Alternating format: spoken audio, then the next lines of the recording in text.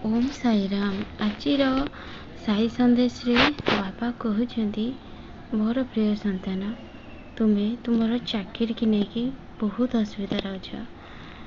तुम परिवार भी बहुत कष्ट अच्छा। तुम्हें सब बेले मत प्रार्थना करुच कि बाबा मुझे भल चाकरी टे पाए मु शिरडी को निश्चय जीवी।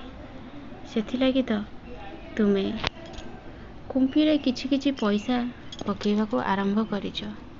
एते असुविधारे थाई मध्य तुम्हें मो पाखक आसियो बोलिकी तुम्हें भोकरे रहीकि किछि पैसा कुंपीरे पकाउछ। संतान तुम्हें खाई पीकी खुशी रे रुह आ श्रद्धारे तुम्हें कुंपीरे पैसा पकाउछ से मु खुशी अच्छी।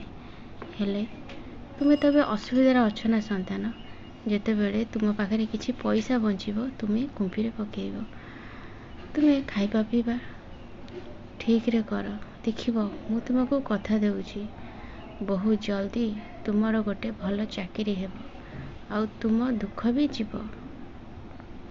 तुम्हें जेमिति मो उपरे श्रद्धा विश्वास भल पाइबा रखिच सेमिति सब बेले मो उपरे विश्वास और श्रद्धा रखि था। देखिबो जीवन रे सब किछि परिवर्तन हो जीवो। मु सब बेले कहूची संतान तुम्हें जमारू कांदनी तुम्हें आखिर लुह पोछि दियो।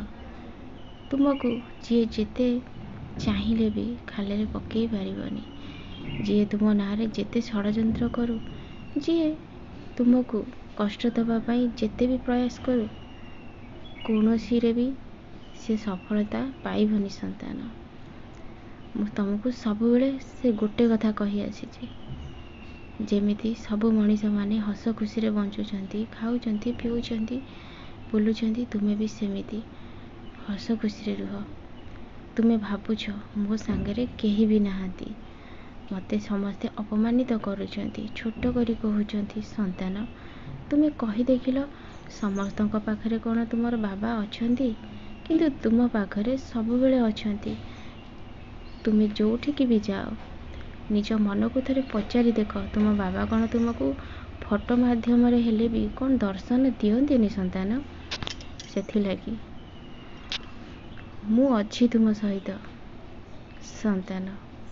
मनीष माने बहुत चेष्टा करती मते पाइबा पाई किंतु तांकर लोभ मोह माया रे से माने बुड़ीकी रुहंती जोटा कि तुम पाखरे नाई ना पैसार लोभ अच्छी ना सुना गहणार लोभ अच्छी ना धन संपत्तिर लोभ अच्छी कौन सी जिनस तुमर लोभ नहीं। संतान तुम मन भितर गोटे कथा बाबा समस्ते भले रुहंतु खुशी आनंद रे रुहंतु आउ मते कहीं कष्ट टिके न दियंतु।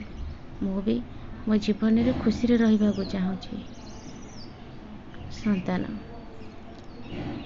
मु तुम ऊपर बहुत प्रसन्न और खुशी अच्छी। तुमको से समस्त सुख प्रदान करी चिंता करनी समय को अपेक्षा कर आउ अल्प दिन सबु किछि आपे ठीक हो जीवो।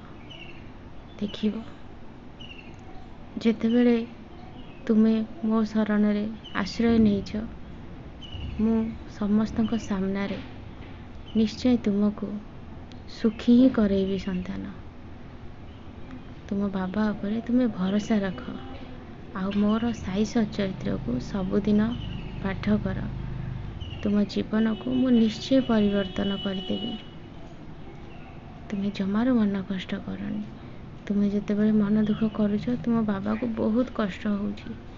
संतान तुम्हें कह तुम्हें यदि न खाई कांदब तुम बाबा को कौन तुम्हें दुख देव। जाओ तुम कार्य लगी पड़ कर्म कर सकाळ हेलाणी किछि पानी पक्षी मानक पाई निज छाତରେ रखी आस किछि खाइबाकू भी देव। संतान खुशी रे रुह।